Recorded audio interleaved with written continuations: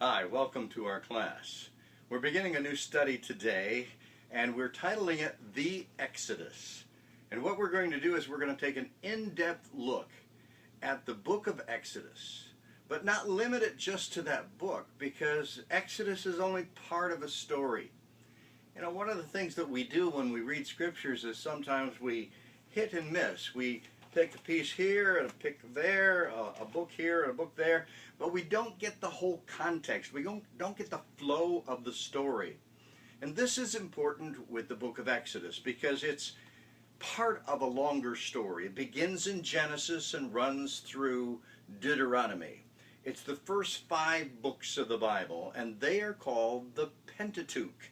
Now, you probably don't remember that word, but that word means the 5 books or the 5 scrolls. They were written primarily by Moses as a record of their journeys through the wilderness. But he begins that story with Genesis, and it runs entirely through to the death of Moses. And of course, somebody else wrote that part of his death. But we need to understand the context of that story, that it flows continuously. It is not bits and pieces, but it's part of the whole. It's like getting up at 30,000 feet and looking down at the world and saying, oh, now I get it. I see the rivers and I see the lakes and I see the mountains. It all makes sense now. And sometimes for us the scriptures don't make sense because we're just a little bit confused. I have here an example of some confusion, a little puzzle. The challenge is to take the ring off of these horseshoes and chains and try to get that to somehow disappear and be where it ought to be. Now, many of us could spend hours looking at this thing and getting frustrated and eventually saying, there's no way, this is impossible, there's no way you can possibly do this. It's insanity. And then someone else comes along and suddenly says, no, it's not. The difference is they see the whole picture, and so they understand the secrets behind it. And it's not a great secret. It's very simple. It's a matter of twisting the objects in the right manner, and you come out, and the thing is back where it should be. All of that to say that sometimes when we read scriptures, we're like that. We're confused. We don't really get the entire picture. And so as we go through Exodus, we are trying to give you an entire picture of the storyline of God's wonderful salvation. In fact, there was a wonderful story about W.A. Criswell, a great pastor in Texas, who had one of the largest churches in America. He often preached through his messages and preached through the Word of God. And one year in 1961, his congregation said, hey, you've been preaching through the Word, you don't always get through your messages, but we have a watch night service, December 31st, going into January 1st. And how about this year, we'll come in at 7 o'clock.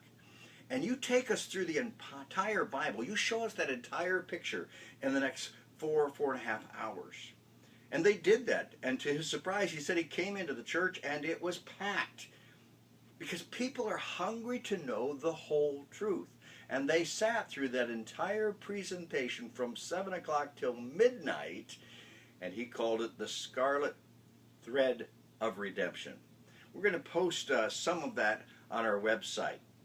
As we go through our studies, we want you to be invited to go to our YouTube channel, and you're there now or you wouldn't be seeing this, but also to our website, which is www.ministrytoday.org, and we'll have that on the screen from time to time so that you can see it.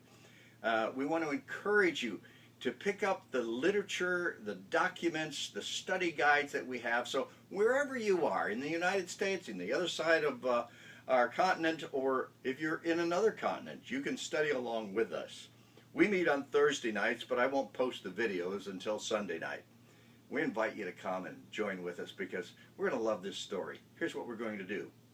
From September through just before Christmas, we're going to cover many different factors of Exodus. It's going to take us 13 studies. Then we're going to take a break over the Christmas time and come back in January and go from January to just before Easter. And that should take us to about chapter 14 in Exodus, where we learn about the Passover. And we want that to be important for you. So at the end of these studies, just before Easter, we're going to celebrate the Passover together. We're going to show you what they did and why they did it so it makes sense.